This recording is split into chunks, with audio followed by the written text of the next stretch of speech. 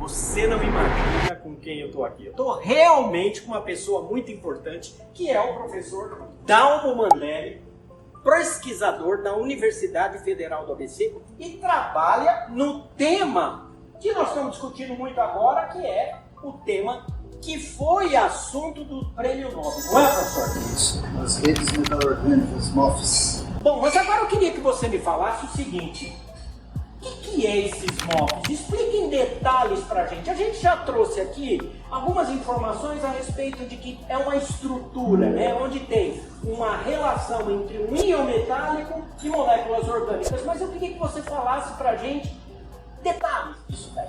Legal. Bom, trazendo para uma linguagem bem para o público leigo, é só a gente pensar num quebra-cabeça ou nos bloquinhos de Lego. Certo? Né? Onde um bloquinho de Lego é um metálico e o outro bloquinho é uma molécula orgânica. Lembrando que molécula orgânica são aquelas moléculas que são baseadas em carbono. Né?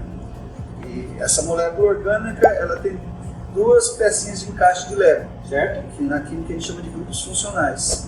Então, um grupo funcional, uma pecinha, uma parte do Lego se encaixa em uma outra parte e o outro grupo funcional se encaixa no outro íon. Então, a gente tem essa molécula com duas funcionalidades, dando a mão para os íons e isso vai se propagando e a gente tem uma rede, que ela pode ter uma dimensão, pode ter duas dimensões e pode ser tridimensional. Agora, uma coisa que a gente sempre fica perguntando: quando a gente estuda materiais metálicos, a gente sabe que eles têm uma ligação metálica. Agora, esse tipo de MOF, você está falando que eles se ligam nessas moléculas orgânicas, elas se ligam aos íons metálicos. Que tipo de ligação tem aqui entre essa molécula e os íons metálicos? São ligações covalentes mesmo. Covalente, então isso de alguma forma dá essa estrutura. Dá essa estrutura e tem um caráter iônico, porque a gente tem nesses grupos funcionais, a gente tem tipicamente carboxilatos, né? E a gente tem uma ligação entre um grupo oxigênio com uma carga negativa e um metal com uma carga negativa. Então a gente tem uma interação do tipo também quase que iônica, de poder falar assim. Então essa diferença entre ligações traz comportamentos adversos. Na verdade, quando a gente pensa em MOF, a gente sabe de uma certa elasticidade dessa estrutura, né? Sim. Então essa característica vem aí da forma de ligação desses tipos de... Sim.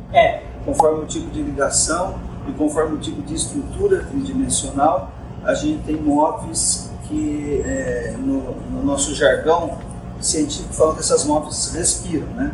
Então elas têm essa dilatação estrutural. Isso pode ser importante para absorção. Então tem casos aí que você consegue colocar, por exemplo, uma molécula de MOF, uma molécula de água numa MOF quando ela está com uma estrutura menor, né? Então você coloca a água ali, ela dá aquela respirada e a água fica travada, por exemplo.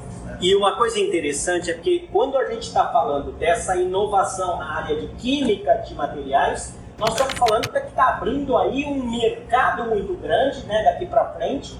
Eu acho que as indústrias vão pensar, e também isso a questão ambiental, que você está falando dessa absorção de pequenas moléculas. Nós estamos falando de CO2, CO e assim por diante, né? Sim. Também a gente tem absorção de íons, absorção de corantes, absorção de CO2, separação de gases. Professor Polímeros,